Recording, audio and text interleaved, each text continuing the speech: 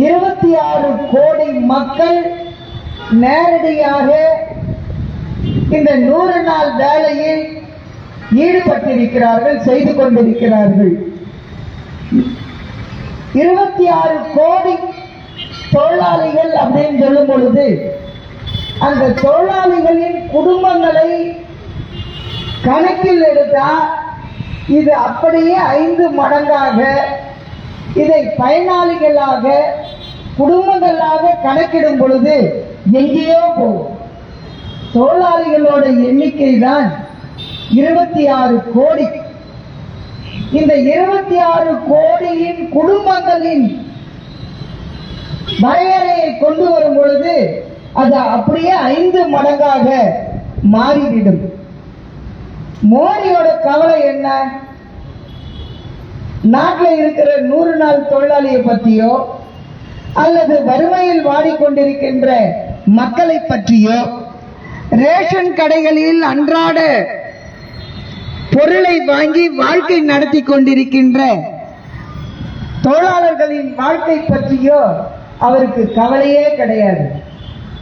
அவருக்கு கவலை முழுக்க எதுனா அவரோட நண்பர்களாக அதானியும் அம்பானியும் இந்திய நாட்டில் சேர்த்து வச்சிருக்கிற சொத்து, வெளிநாடுகளில் அவர்கள் சேமித்து வைத்திருக்கின்ற சொத்து, இந்த சொத்துக்களை பாதுகாத்தால் இவருக்கு லாபம் எதன் வழியாக வரும் அப்படிங்கிறது மட்டும்தான் இவரோட குறிக்கோளாக இருந்து கொண்டிருக்கிறது. உலகத்தின் முதலாளிகளில் தர வரிசையில் யாரா முதல் இடத்துல இருக்கிறான் என்ற ஒரு அறிவிப்பு வருது அப்படின்னு சொன்னா நம்மளுடைய அதானி குடும்பத்தை சேர்ந்தவர் தான் உலக கார்ப்பரேட் நிறுவனங்களில் உலகத்திலேயே முதல் இடத்தை பிடிச்சவங்க யாருன்னா நம்ம இந்திய நாட்டில் இருக்கிற கார்ப்பரேட் முதலாளி தான். உடனே மோடி அறிவிப்பு வந்த உடனே ஒரு கெட் டுகெதர் நடத்துறாரு. கெட் டுகெதர்னா என்ன? நண்பர்கள் போய் அப்படியே ஆற தழுவி நல்லா விருந்து சாப்பிட்டு சந்தோஷத்தை பரிமாறுறது. அவருடைய சிந்தனை முழுமையும் கார்ப்பரேட் நிறுவனங்கள் உலகத்தில் முதலிடத்தை பிடிப்பதும், அதானி குடும்பம் தொழிலை நடத்துவதற்கு இந்திய நாட்டின் வங்கிகளில் வாங்கிய கடன் எல்லாம் சும்மா இல்லை. இதை தூக்கி அதில் போடுறான், அதை தூக்கி இதுல போடுறான். எதை போட்டாலையும் வாங்கிய கடன், நான் கடன் வாங்கி தான் தொழில் நடத்துறேன்றான். ஒண்ணு இல்லைங்க, விவசாயி கடன் வாங்குறான் டிராக்டருக்கு. டிராக்டருக்கு கடன் வாங்கினா ஜிஎஸ்டியில இருந்து எல்லா வரியும் அந்த டிராக்டர் மேல போட்டு டிராக்டரை கொடுக்குறான். டிராக்டர் கடன் வாங்கிய விவசாயி கடனை கட்ட முடியல அப்படின்னு சொன்னா டிராக்டரை எடுத்துட்டு போய் ஜப்தி பண்றான். விவசாயி வாங்கிய கடனை கட்டலைன்னா நிலத்தை ஜப்தி பண்றான். ஒரு பங்கடை வைக்கிறதுக்கு ஒரு சாதாரண கூலி தொழிலாளி, எனக்கு கால் இல்லையா, ஆக்சிடென்ட்ல கால் போயிடுச்சு, எனக்கு ஒரு சின்ன பங்கடை வைக்கணும்னு ஒரு கடையை வைக்கிறான். அந்த கடையை வச்சவன் வங்கிக்கு திருப்பி கடன் கட்டலன்னா என்ன பண்றான் தெரியுங்களா? நீ எந்த வீட்டுல இருக்கிற, உனக்கு என்ன இருக்கு, இந்த ஆவணங்களோடு வா அப்படின்னு சொல்றான். அந்த ஆவணத்தோடு போன உடனே உன் வாங்கிய கடன் அன்னைக்கு நான் 25,000 ரூபாய் வாங்கினேன், இன்னைக்கு அது 1.5 லட்சமாக மாறி போச்சு, உன்னால கட்ட முடியுமா முடியாதா? என்னம்மா அம்மா தண்ணியும் கூட இங்கே வரும்.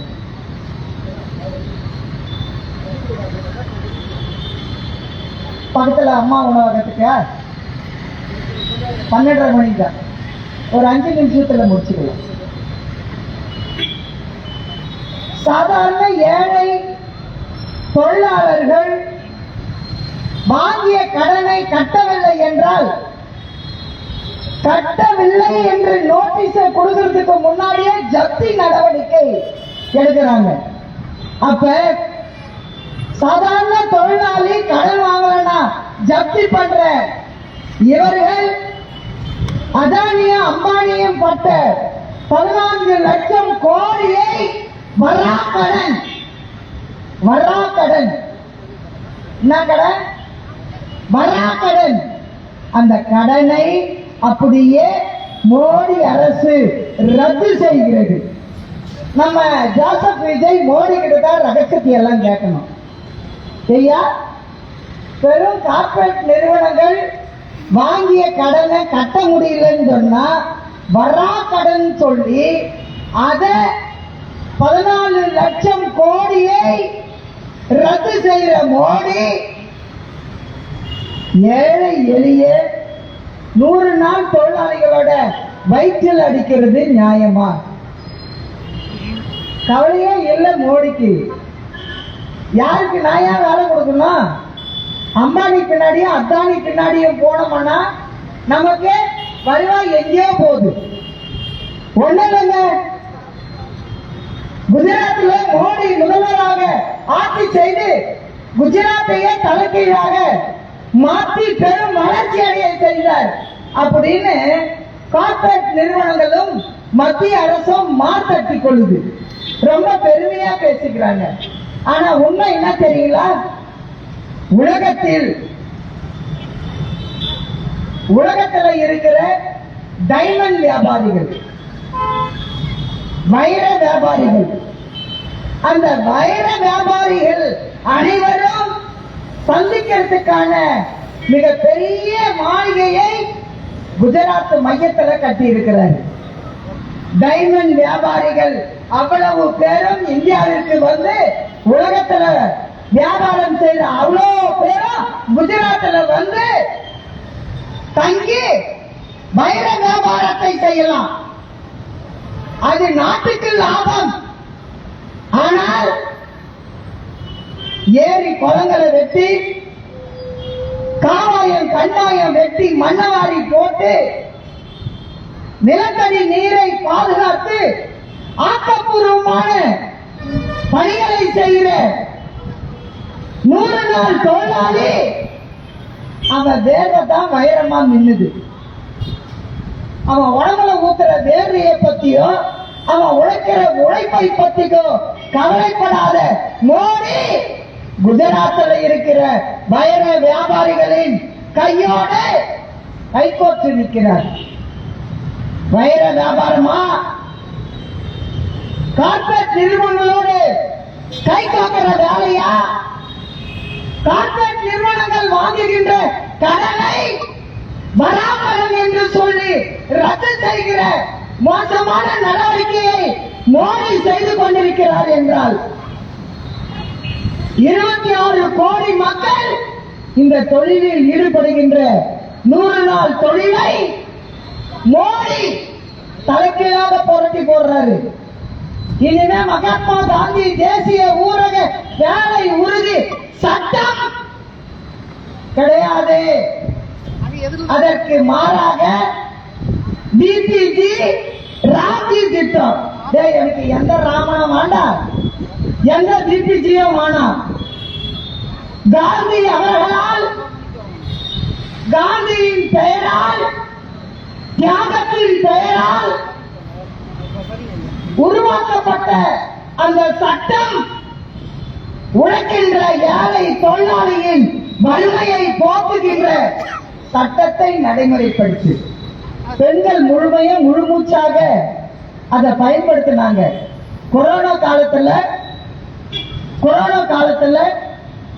100 நாள் தொழிலாளி அந்த வேலைக்கு போனதுனால அவனுக்கு ஒரு கால்வயிறு கஞ்சி கிடைச்சது. தமிழகத்தில் 100 நாள் தொழிலாளிக்கு ஏரியிலேயே போய் ஊசியை போட்டுட்டு அங்கேயே அப்படியே வேலை செய்ய சொன்னான். உனக்கு ஊசி போடலைன்னா 100 நாள் வேலை இல்லைன்னா. நம்ம தொழிலாளி எல்லாம் அப்படியே போனா ஏரியிலேயே உட்காந்து ஊசியை போட்டான். ஊசி போட்டுக்கின பிறகு நம்ம வேலையை செஞ்சா. கொரோனா காலத்தில் கூட 100 நாள் தொழிலாளிகள் தன் உழைப்பை நாட்டுக்காக தியாகம் செய்து கூலியை பெற்றவர்கள். உலக நாடுகளே இந்த 100 நாள் தொழிலை பாராட்டுகிறது. மோடி நாடு முழுமைக்கு சுற்றுறாருல, நான் உலகத்தில் இருக்கிற எல்லா நாட்டுக்கும் போறாருல. என் நாட்டில் 100 நாள் தொழிலாளிகள் 26 கோடி பேர் இந்த வேலையை செய்கிறார்கள். வறுமையில் இருக்கின்ற குடும்பங்களுக்கு ஒரு முன்மாதிரி வேலையாக இது நடந்து கொண்டிருக்கிறது. வாழ்க்கை மேம்படுகிறது. அது மட்டுமல்ல, பெண்கள் சுயமரியாதையோடு தலை நிமிர்ந்து நிற்பதற்கு மிக பெரிய ஆயுதமாக பெண்களிடம் இருக்குது. மோடி பார்த்தாரு, இது என்னடா, நம்ம எல்லாம் வீட்டுக்காரர்கிட்ட தான் மல்லு கட்டணும். எதுக்கு? வாங்குற கூலிய குடு குடு குடு, எங்க கையில குடு, நான் எங்க போனோமோ அங்க போறேன். அந்த கூலிய நேற்று முந்தினா ஒரு 4 நாளைக்கு முன்னாடி நம்ம பாரமதியில் இருக்கிற 100 நாள் தொழிலாளிகளை நான் நேரில் போய் சந்திச்சேன். அம்மா, உங்களுக்கு 0 அக்கௌண்ட் போட்டுட்டாங்க, நம்ம 100 நாள் கூலி முழுக்க 0 அக்கௌண்ட்ல போடுது. நமக்கு ஏடிஎம் கார்டு கொடுத்துட்டாங்க, நாமளே போய் சைட் பண்ணி எடுக்கிறோம். ஆமா, எடுக்க கூட தெரியும். நானே போய் கேட்கிறேன், நானே துட்டு எடுக்கிறேன். ரைட்டு, சந்தோஷம். இதெல்லாம் எப்படி வந்தது? எதனால வந்தது? பெண்கள் சுயமாக வங்கிக்கு செல்வதும் தன்னுடைய பணத்தை எடுப்பதற்கும் குடும்பத்தில் நம்ம செலவுகளை செய்து அந்த கடன்களை அடைப்பதற்கு மூல காரணமாக தாம் உழைப்பை போடும்போது கூட குடும்பத்தில் இருக்கிற கணவர்கள் நம்ம கிட்ட இருந்து வாங்குற பணம் அது வேறு விதமாக போயிடுதுன்றதுனால இன்னதான் மிளகா டப்பால கடுகு டப்பால போட்டு வச்சா கூட அது போயிடுதுன்னு உள்ள போட்டு பாதுகாப்பா வச்சு படுத்தா மறுநாள் பணம் போயிடுதுன்னு ஒரு அம்மாவுக்கு கோபம் வந்துச்சு. என் வீட்டுக்காரர் நீங்க அப்படி சொல்லாதீங்கன்னு. அது உண்மையிலேயே நியாயமான உணர்வு. ஆனால் மோடி போன்றவர்கள் பெண்களின் உணர்வை மதிக்க தெரியாத படும் பாவியாக இருக்கிறார். யாருனாலே யாருங்க புடுங்கிறது? சட்டம் சொல்லுது 100 நாள் வேலை. மத்திய அரசு இந்த வேலையை கொடுக்கவில்லை என்றால் 100 நாள் தொழிலாளி 100 நாள் வேலை வேண்டும் என்று விண்ணப்பம் தரணும். அந்த விண்ணப்பத்தை வாங்கிய பஞ்சாயத்து நிர்வாகம், பிடிஓ நிர்வாகம் எப்பொழுது வேலை தராங்களோ அந்த காலகட்டம் வரை நிவாரண நிதியை தர வேண்டும். நிவாரண பணம் தரணும். வாங்கின சம்பளத்துல பாதி கொடுக்கணும். அது சட்டம். அது சட்டம். நாங்க கேட்கறதெல்லாம் நாடாளுமன்றத்தில் இருக்கின்ற நாடாளுமன்ற உறுப்பினர்களுக்கு சம்பளம் மாதத்திற்கு 1.5 லட்சம் ரூபாய், 2 லட்சம் ரூபாய். ஒரு எம்பிக்கு எம்எல்ஏவின் சம்பளம் 1.5 லட்சம் ரூபாய். நம்ம ஜோசப் விஜய் இந்த மாசம் 2 லட்சம் ரூபாய் சம்பளம் வாங்கிட்டாரு. கவர்மெண்ட் சம்பளம் வாங்கிட்டாரு. 5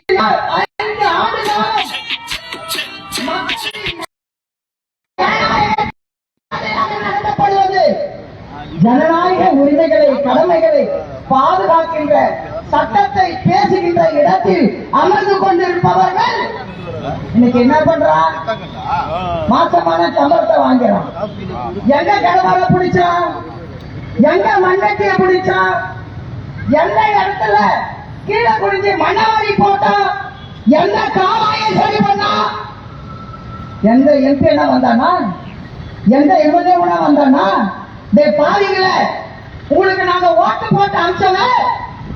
இன்னைக்கு நாடாளுமன்றத்தில் சட்டம் திருத்தம் வரும்பொழுது எங்க அடியில் அவன் வேட்டு வைக்கிறான்டா. இந்த வேட்டை நீ வேடிக்கை பாக்குறீங்க, நியாயமா? இது ஏற்க முடியுமா? 100 நாள் தொழிலாளியின் என்ஆர்சி ஓட்ட இனிமே இல்லை என்று மாற்றுகின்ற தைரியம் நாடாளுமன்றத்தில் முடிவெடுக்கும் போது அந்த முடிவுக்கு ஈனு பல்ல காமிச்சிட்டு திருப்பணும். நம்ம கிட்ட எல்லாம் வந்து நல்லவங்க மாதிரி நாடகம் போடுற எம்பிக்களே, நாங்க ஓட்டு போட்டதுனால நீங்க எம்பி ஆகி மேல உக்காந்தீங்க. ஆனால் மோடி இந்த சட்டத்தை திட்டத்தை மாற்றும் போது அதை எதிர்த்து அது வரக்கூடாது என்று சொல்லும் பொழுது நீங்களும் தெருவுக்கு வந்திருக்கணுமா இல்லையா? வந்திருக்கணும்ல. இன்னைக்கு சட்டமன்ற கூடு, சட்டமன்றத்தில் அவர் கோட்டை போட்டா ஒரு கோவணமான கட்டட்டும். என் ஓட்ட போட்டு நீ வந்தல. என் நாத்தாவெல்லாம் நேற்று ஒரு இடத்துல பேசும்போது விசிலுக்கு ஓட்டு போட்டோம்ல. இன்னைக்கு சட்டமன்றத்தில் மத்திய அரசை கண்டித்து ஒரு தீர்மானத்தை போடணுமா இல்லையான்னு பேசும்போது 100 நாள் அரசு கீழே குஞ்சின்னு சிரிக்கிறாங்க. என் ஆத்தா சிரிக்குது பார்த்தீங்கன்னா, நான் கூட ஓட்டு போட்டோம், விசிலுக்கு ஓட்டு போட்டேன், எனக்கு எல்லாம் கிடைக்குன்னு நினைச்சேன். இன்னைக்கு ஹார்மோனியமா வாசிக்கிறாங்க. பொண்ணும் பொம்பளையும் வெளியவே வர முடியல, வயசு வித்தியாசமே இல்லைன்றாங்க. வயிறு கபகபன்னு எரியுது, பயமா இருக்குது. நான் அங்கிருந்து இவ்வளவு தூரம் ஆட்டோல தான் வந்தேன். போகும்போது இந்த காணார் வழியா காட்டு வழியா நான் நடந்துதான் போவேன். எனக்கு பாதுகாப்பு இருக்குமா அப்படின்னு கேட்கிறாங்க. சட்டமன்றம் நடந்து கொண்டிருக்கிறது. சட்டமன்றத்தில் வாய் மூடி மகன் மடியாக அமைந்து கொண்டிருக்கின்ற விஜய் அவர்களே, மத்திய அரசு 100 நாள் தொழிலாளிகளுக்கு 60% ஒதுக்கீடும், மாநில அரசு 40% நீங்க கொடுக்கணும்னு சொல்ற. இப்பவே கஜானா காலின்றாரு விஜய். ஒண்ணுமே இல்ல, சக்திய வழிச்சிட்டாங்க. நான் என்ன பண்றது? நான் அறிவிச்சது கூட ஒண்ணு வராது. மாமா மோதிரம் நேற்று போட்டாரு. பிறந்த நாள் அன்னைக்கு பிறந்த குழந்தையெல்லாம் மோதிரத்தை போட்டாரு. நான் கேட்கிறேன், அட பாவிங்கள, பெத்த வயிறு சோறு இல்லாத தவிக்குதுரா பொம்பளைங்க வயிறு. ஏன் 100 நாள் வேலையை புடுங்க பொழுது விஜய் அவர்களே, மாமா சீரம் வானா, மாமா மோந்திரமும் வானா, அதை ஆட்டி விட்டு காட்டவும் வானா. தமிழகத்தில் இருக்கின்ற 100 நாள் தொழிலாளிகளின் உழைப்பை சுரண்டுகின்ற நிலையில் மத்திய அரசு என்ஆர்சி திட்டத்தை மாற்றுவது மட்டுமல்ல, கன்றாக எடு, அட்டண்டன்ஸ் எடுன்னா நிதியும் குறைச்சிட்டான், அட்டண்டன்ஸையும் மாத்திட்டான். கன்றாகையும் உள்ள, கைராகையும் உள்ள, முன்னாடி படமும் உள்ள, பின்னாடி படமும் உள்ள. நான் கேட்கிறேன், நம்முடைய மாவட்ட ஆட்சியரும் ஒரு வேலை தான் படிச்சாங்க, ஐஏஎஸ் படிச்சாங்க, படிச்சுதான் இந்த உத்தியோகத்துக்கு வந்துக்கிறாங்க.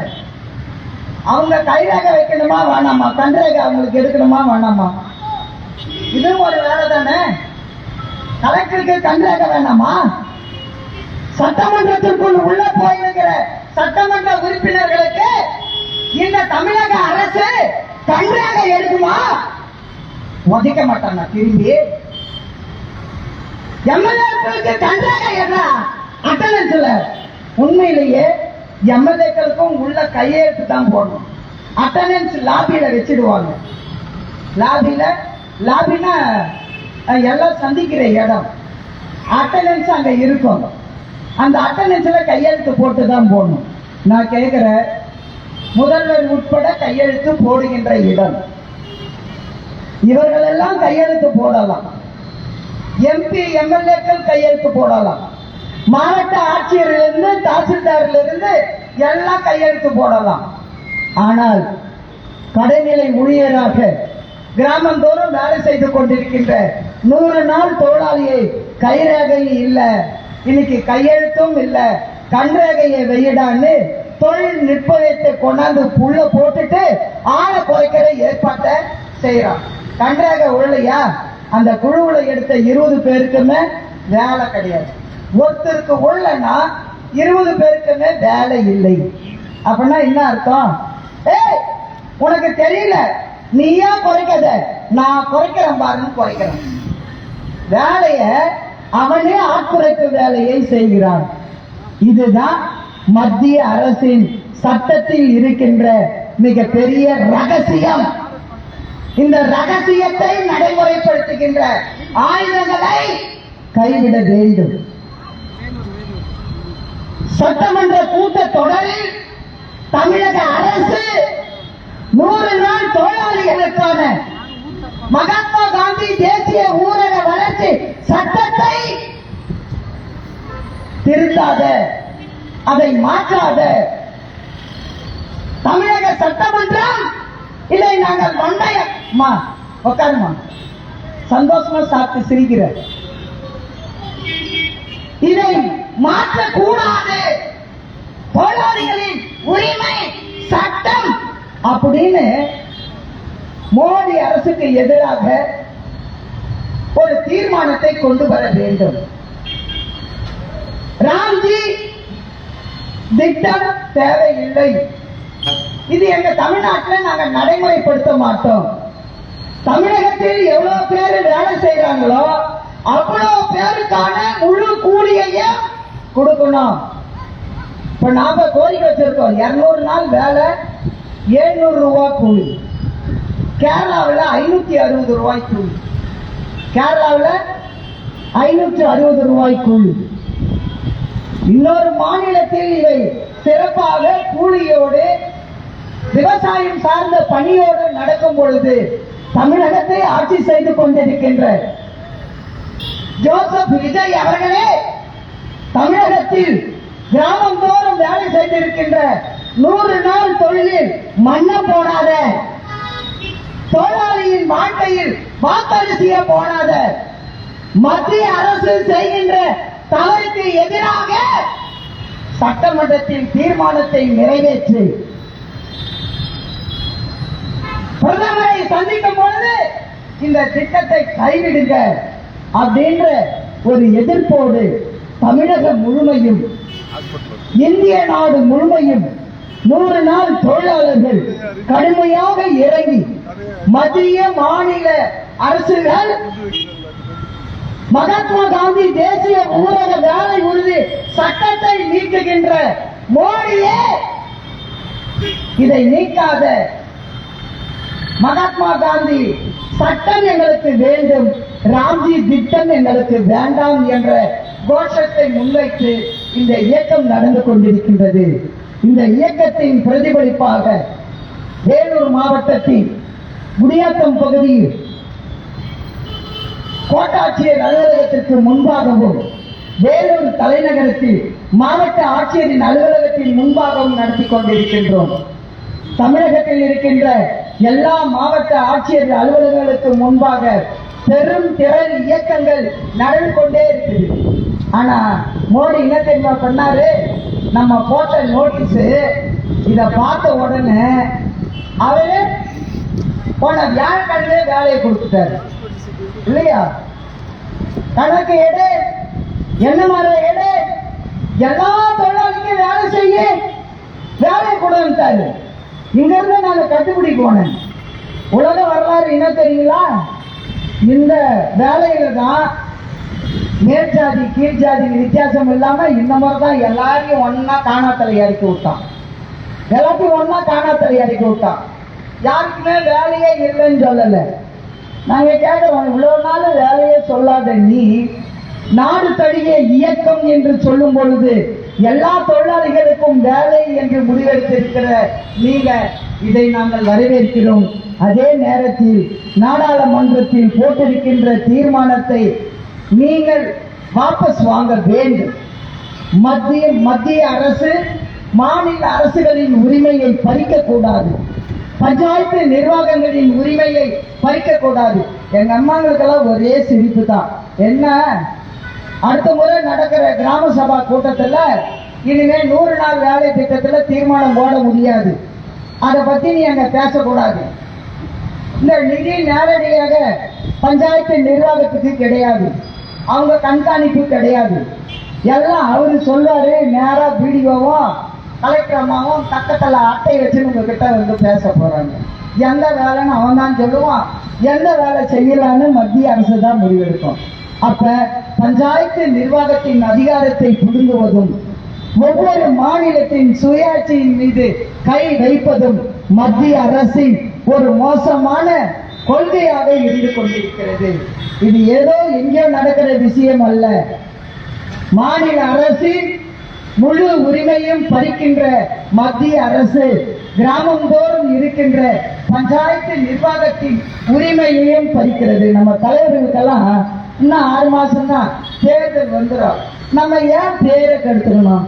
அடல் டேய் எங்கிருந்துடா வந்தீங்க? உன் பேரை கெடுக்கணும்னு நீ நினைக்கிற. இன்னைக்கு பஞ்சாயத்தினோட உரிமையே பறிக்கிற நிலையில மத்திய அரசு போட்டிருக்கின்ற அந்த தீர்மானங்கள் இனி 100 நாள் வேலை திட்டம் எந்த பஞ்சாயத்து நிர்வாகத்திற்கும் சம்பந்தமே இல்லாமல் நடக்க போகிறது. இதுதான் உண்மை. நம்ம கலெக்டர் நம்ம ஆட்சி விஜய் ஆட்சி வந்துச்சு. என்ன பண்ணா நம்ம கன்றாக எடுக்கிறோம்ல.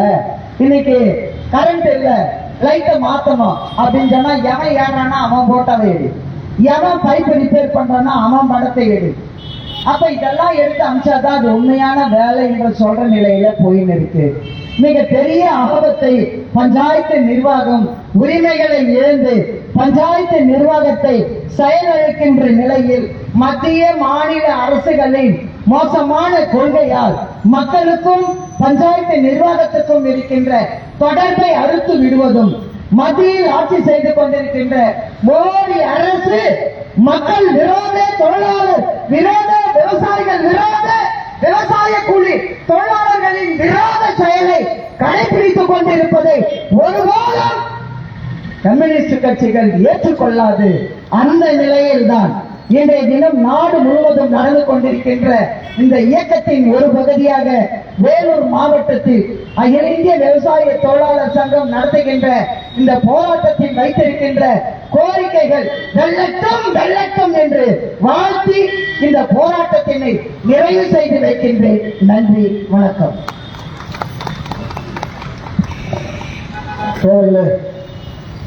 விவசாய தொழிலாளர்கள், கிராமப்புற உழைப்பாளி மக்களுக்காக இந்திய கம்யூனிஸ்ட் கட்சியும் இந்திய விவசாய தொழிலாளர் சங்கமும் தமிழ் மாநில விவசாய தொழிலாளர் சங்கமும் தொடர்ந்து முன்னெடுக்கக்கூடிய இந்த போராட்டங்களுக்கு முழுமையான ஆதரவை அளித்து கிராமப்புற உழைப்பாளி மக்களையும் பெண்கள் உழைப்பையும் பாதுகாக்கிற இந்த நடவடிக்கைகளை தொடர வேண்டும் என்று கூறி இந்த ஆர்ப்பாட்டம் இத்துடன் நிறைவு பெறுகிறது. நன்றி, வணக்கம்.